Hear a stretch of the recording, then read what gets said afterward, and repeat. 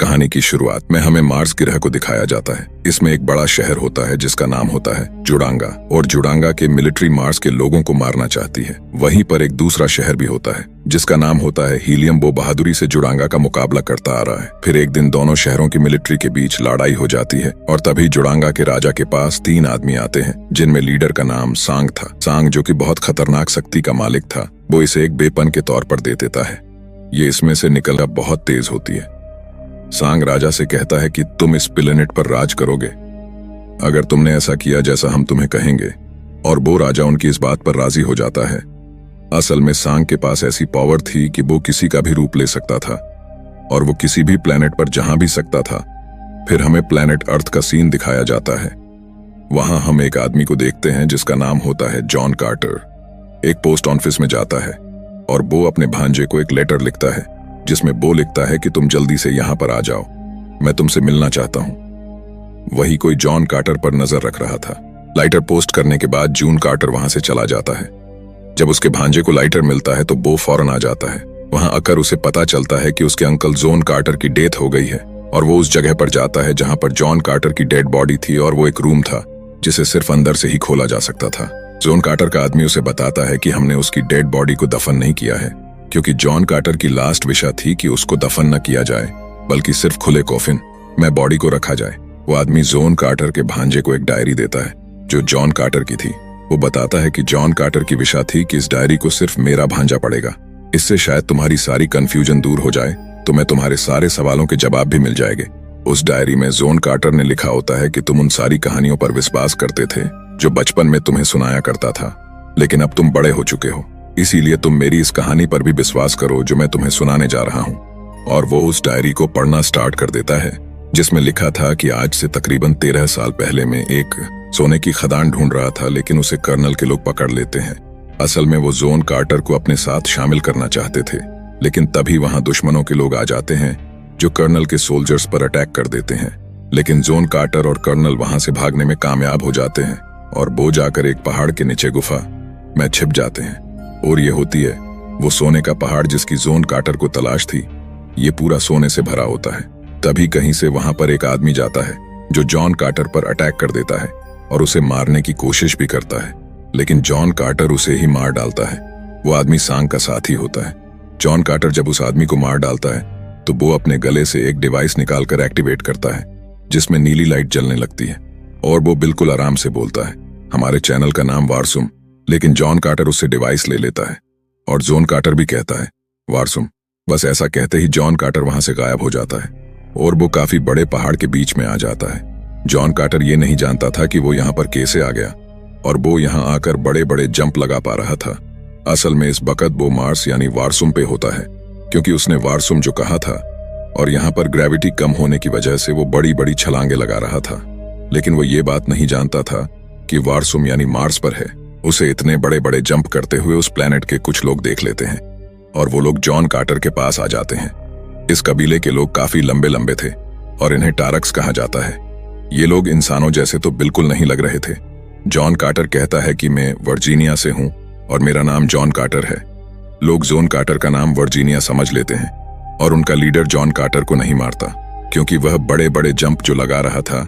ये लोग John quarter को पकड़कर अपने कबीले में ले जाते हैं और जिस डिवाइस के जरिए जॉन कार्टर यहाँ पर आया था उनका लीडर वो डिवाइस भी ले लेता है। आसमान में जोडांगा और हीलियम की लड़ाई हो रही होती है। हीलियम का राजा ये बात नहीं जानता था कि जोडांगा के राजा के पास नोबी लाइट है जिसका कोई मुकाबला नहीं कर सकता, उसके आगे कोई नहीं टिकता। जोडांगा का राजा हीलियम के राजा को कहता है कि मैं तुम्हारी बेटी से शादी करना चाहता हूँ। अगर ऐसा हो जाएगा तो मैं वादा करता हूँ कि मैं तुम्हारी कबीले को कोई नुकसान नहीं पहुंचाऊंगा। और हीलियम का राजा इस बात पर राजी हो जाता है कि वो अपनी बेटी की शादी जोडांगा के राजा के साथ करवा देगा। लेकिन राजा की लड़की इस शादी के लिए नहीं मानती है, इसीलिए वो सबसे छुपकर भाग रही होती है। नीचे टार्कस का कबीला भी ये सब कुछ देख रहे थे और वो ये चाहते थे कि ये दोनों कबीले आपस में लड़कर मर जाए ताकि वारसुम पर हम राज कर सकें। भागती हुई रानी प्लेन से गिरने वाली होती है। जॉन कार्टर ये सब कुछ अपनी दूरबीन से देख लेता है और वो अपनी लंबी लंबी जंप लगाकर रानी को बचा लेता है। जोडांगा का राजा ये देखकर नोवी लाइट से जॉन कार्टर पर अटैक करने वाला होता है। सांग उसे बोलता है कि ऐसा मत करो, मुझे ये आदमी चाहिए, बिल्कुल सही सलामत जोडांगा। का राजा जोन कार्टर को पकड़ने वाला होता है कि नीचे से टारक्स उन पर फायरिंग करने लगते हैं। इसीलिए जोड़ांगा के लोगों को वहां से भागना पड़ता है। टारकस खुश हो जाते हैं कि वो जंग जीत गए हैं। टारकस चाहते थे कि जॉन कार्टर उनके लिए लड़े, लेकिन वो इस बात से साफ इनकार कर देता है। टारकस कहते हैं कि अगर तुम हमारे लिए ना लड़े तो इस लड़की को मार डालेंगे, यानी हीलियम की रानी को। इसीलिए जॉन कार्टर इस बात के लिए मान जाता है। रानी जॉन कार्टर से पूछती है कि तुम इतने बड़े बड़े जंप आखिर कैसे लगा लेते हो। जॉन कार्टर कहता है, मैं इस बारे में कुछ नहीं जानता, मैं सिर्फ अपने सोने गुफा में था और मैं यहाँ आ गया। उस रानी को जॉन कार्टर से यह पता चलता है कि अब प्लैनेट अर्थ पर नहीं है, बल्कि वो प्लैनेट मार्स पर है। इस बात से जॉन कार्टर काफी हैरान रह जाता है, लेकिन रानी उस पर विश्वास नहीं करती कि क्या वो वाकई अर्थ से आया होगा। इसीलिए रानी पूछती है कि तुम इतनी दूर से प्लैनेट पर कैसे आ गए। जॉन कार्टर रानी को डिवाइस दिखाता है जिसकी मदद से वो यहाँ पर आया था, और वो डिवाइस टारकस के लीडर के पास होती है। इसके बाद जॉन कार्टर, रानी, टारकस लेडी मिलकर एक जगह पर जाते हैं। वहां जाकर उन्हें एक पुराना मकबरा के बारे में पता चलता है, और वो एक दीवार भी देखते हैं जिसके जरिए जॉन कार्टर अर्थ पर वापस जा सकता था। फिर वो तीनों अपनी मंजिल के लिए आगे बढ़ जाते हैं, लेकिन जॉन कार्टर को यह बात पता चल जाती है कि वो लड़की हीलियम की रानी है जो भागकर यहाँ पर आ गई है, क्योंकि वो जोड़ांगा के राजा से शादी करना नहीं चाहती थी। फिर वो अपनी मंजिल तक पहुंच जाते हैं और वहां पर अजीबोगरीब नीली लाइट चमकने लगती है। वह जॉन कार्टर की उस डिवाइस को जमीन पर लगा देते हैं, जिससे वहां पर और तब्दीलियां होने लगती हैं। एक प्लैनेट से दूसरे प्लैनेट पर जाने के लिए कुछ बरस पड़ रहे होते हैं, तो वहां सांग और उसके साथी आ जाते हैं। शांग अपने साथियों को ऑर्डर देता है कि रानी और जॉन कार्टर दोनों को पकड़ लो। रानी को पकड़कर वापस हीलियम भेज दिया जाता है, और साथ साथ जॉन कार्टर को भी पकड़ लिया जाता है। और जो उनकी तीसरे साथी टारकस लेडी थी, वो वहीं पर कहीं छुप जाती है, और इसी वजह से वो बच जाती है। महल में रानी जॉन कार्टर को बुलवाती है। जॉन कार्टर ये जानकर हैरान रह जाता है कि रानी अब जोड़ांगा के राजा से शादी कर रही है। इसीलिए वो रानी से पूछता है कि तुम ऐसा क्यों कर रही हो। रानी कहती है कि तुम हम लोगों के लिए लड़ना नहीं चाहते, और तुम अपनी दुनिया यानी प्लैनेट अर्थ पर वापस चले जाओगे, और मैं जोड़ांगा के राजा से शादी कर लूं। यही मेरे लोगों के लिए बेहतर होगा। और वो जॉन कार्टर को वो डिवाइस निकालकर उसे दे देती है, क्योंकि अब रानी भी वो जानती थी जिसके जरिए वो वापस जमीन पर जा सकता था। रानी जॉन कार्टर की हाथ पर डिवाइस रखती है। वो जॉन कार्टर से कहती हैं कि तुम भी मेरे साथ साथ बड़ बोलो। जून कार्टर ऐसा ही करता है, और वो भी ये बड़ बोलता है, लेकिन जॉन कार्टर आखिरी बड़ नहीं बोलता। असल में वो वापस जमीन पर नहीं जाना चाहता था, क्योंकि अब वो दोनों एक दूसरे को लायक करने लगे थे। इतने में डोर ओपन होता है, और वहां पर जोड़ांगा का किंग यानी प्रिंसेस का होने वाला हस्बैंड आ जाता है। वो जॉन कार्टर को वहां पर कोई नहीं देख पाता, क्योंकि जॉन कार्टर पहले ही जब लगाकर ऊपर चला गया होता है। सबकी जाने के बाद वो नीचे आता है, और वहां पर एक लेडी होती है, और ये लेडी असल में सांग था, जो औरत के रूप में यहाँ पर आया था। शांग अपनी नोमी लाइट का यूज करके जॉन कार्टर को अपने कंट्रोल में कर लेता है, और तो और इस नोमी लाइट को जॉन कार्टर के अंदर डाल देता है। और अब जॉन कार्टर ना तो कुछ कर सकता था और ना ही वहां से भाग सकता था। सांग जॉन कार्टर से कहता है कि जब से तुम इस प्लैनेट पर आए हो तुम्हारी पावर बढ़ गई है। वो कहता है कि असल में मैं तो एक्सिस्ट नहीं करता, लेकिन इस राज को छुपाने के लिए हमें बड़ी मेहनत करनी पड़ती है। सांग एक लेडी के रूप में जॉन कार्टर को वहां पर लेकर जाता है जहां प्रिंस की शादी के लिए आगे बढ़ रहे थे, और आज रात इनकी शादी थी, और उनकी शादी की सारी रस्में हो रही होती है। सांग कहता है कि रानी बहुत इंटेलिजेंट है, क्योंकि उसने नोमी लाइट ढूंढ ली है। आज रात 2 चांद जब आसमान पर मिल जाएंगे तो हर उसको मार दिया जाएगा जो नोवी लाइट की रियलिटी जानता है। असल में 2 चांद मिलने पर उनकी शादी की रस्म की जाने वाली थी। जॉन कार्टर उससे पूछता है कि आखिर ये सब कुछ करने के पीछे तुम्हारा मकसद क्या है? तुम में ऐसा क्यों कर रहे हो? तुम ऐसे जाकर भी तो रानी को मार सकते हो। सांग कहता है कि ऐसे गेम तो हम पिछले काफी अरसे से खेलते आ रहे हैं, तब से जबकि प्लैनेट आबाद भी नहीं हुआ था, और ऐसा हम तब तक करते रहेंगे जब तक हम तुम्हारी धरती को भी तबाह न कर दें।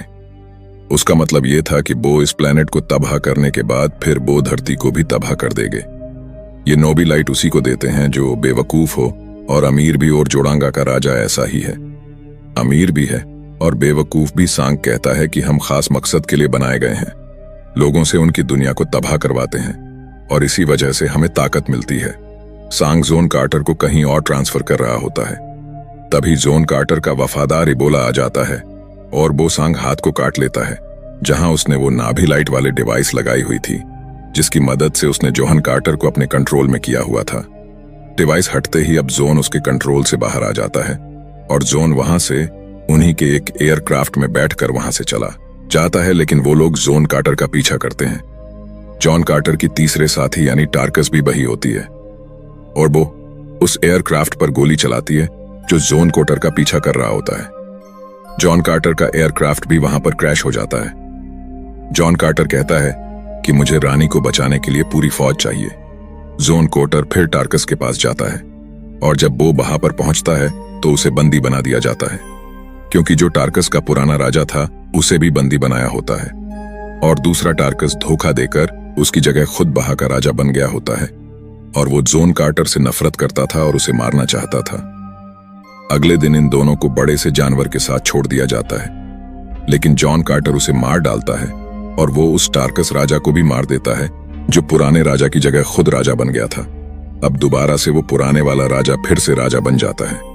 उनका जोन कार्टर रानी को बचाना चाहता था, क्योंकि आसमान पर दोनों चांद के मिलने से रानी की शादी की रस्म हो जाएगी और सांग रानी को मार डालेगा। लेकिन शादी की रस्म होने से पहले ही जॉन कार्टर वहां पर पहुंच जाता है। वो कहता है कि जो कुछ भी हो रहा है असल में ही एक साजिश है, क्योंकि जोड़ांगा के लोगों ने हीलियम पर अपना कंट्रोल कर लिया है और तुम्हारी शादी की रस्म होते ही वो हीलियम पर अटैक कर देंगे। जोड़ांगा का किंग तलवार निकाल लेता है और तभी वहां पर लड़ाई स्टार्ट हो जाती है। हीलियम का साथ देने के लिए टार्कस की फौज भी वहां पर आ जाती है। दोनों कबीले एक होकर जोड़ांगा से मुकाबला करते हैं। जोन कार्टर जोड़ांगा के राजा को मार डालता है, लेकिन सांग रानी के रूप में आकर रानी पर तलवार रख देता है, मगर रानी उसकी नोबिलाइट वाली डिवाइस निकाल लेती है जो कि सांग के कंट्रोल में थी, पर वो उसे निकालकर फेंक देती है। लेकिन शांग बड़ी चालाकी से फिर से डिवाइस लेता है। जोन कार्टर उसे मारने ही वाला होता है कि तभी वो वहां से गायब हो जाता है। बाद में जॉन कार्टर और रानी की शादी हो जाती है। उसी रात शांग वहां पर किसी और रूप में आता है और बो जोन कार्टर के सीने पर हाथ रखकर वो बड़ बोलता है, जिससे वो वापस अर्थ पर चला जाए और बो जोन कार्टर को वापस अर्थ पर भेज देता है। जब जोन कार्टर की आंख खुलती है तो खुद को उसी सोने की गुफा में पाता है जिसे बो इतने अरसे से ढूंढ रहा था, मगर वो वापस मार्स में जाना चाहता था क्योंकि उसकी वाइफ रानी मार्स पर थी, मगर उसके पास अब बो डिवाइस नहीं थी जिसके जरिए वो वापस जा सकता था। जॉन कार्टर 10 साल तक बो डिवाइस टूटता रहता है और एक दिन बो डिवाइस मिल भी जाती है। ये सारी कहानी जॉन कार्टर का भांजा पढ़ रहा होता है। जॉन कार्टर ने लिखा होता है कि अब तुम जान चुके होगे कि मैंने क्यों कहा था कि मेरी डेड बॉडी को नहीं दफनाना, क्योंकि अगर मेरी बॉडी यहां पर खराब हो जाती है तो मैं मार्स पर मर जाऊंगा और जहां मेरी डेड बॉडी का खौफन है उसकी चाबी तुम खुद, और अब मेरी डेड बॉडी की हिफाजत की रिस्पॉन्सिबिलिटी तुम्हारे ऊपर है। जॉन का भांजा देखता है कि इस रूम के गेट पर कुछ अल्फाबेट है। वो इनसे अपना नाम लिखता है, मगर वो दरवाजा नहीं खुलता। फिर वो अपना निक नेम वहां पर लिखता है जिस नाम से जॉन कार्टर उसे बुलाया करता था, और वो नाम लिखने से डोर ओपन हो जाता है। लेकिन पीछे से एक आदमी आकर उसे मारने की कोशिश करता है, लेकिन उस आदमी को कोई गोली मार देता है। जॉन कार्टर का भांजा देखता है कि जॉन कार्टर अभी भी जिंदा है और फिर वो उस आदमी के पास जाता है जिसको उसने अभी अभी मारा होता है, और वो उसके कोट से बो डिवाइस निकाल लेता है जिसके जरिए बो मार्च पर जा सकता था। और ये जो आदमी मरा था वो सांग था, जो रूप बदलकर यहां पर आया था। अब क्योंकि सांग किसी भी प्लेनेट पर जा सकता था, इसलिए बो जॉन कार्टर का पीछा करते करते यहां भी आ गया। यहां पर जॉन कार्टर अपने मिशन में कामयाब हो जाता है और वो अपने भांजे से कहता है कि कोई किताब लिखो, किसी से प्यार करो और जिंदगी का मकसद बनाओ। जॉन कार्टर उस डिवाइस को लेकर उसी जगह लेट जाता है, फिर वही शब्द बोलता है जिससे बो मार्स पर पहुंच जाता है। दोस्तों, कहानी अच्छी लगी हो तो चैनल को सब्सक्राइब और वीडियो को लाइक जरूर कर देना।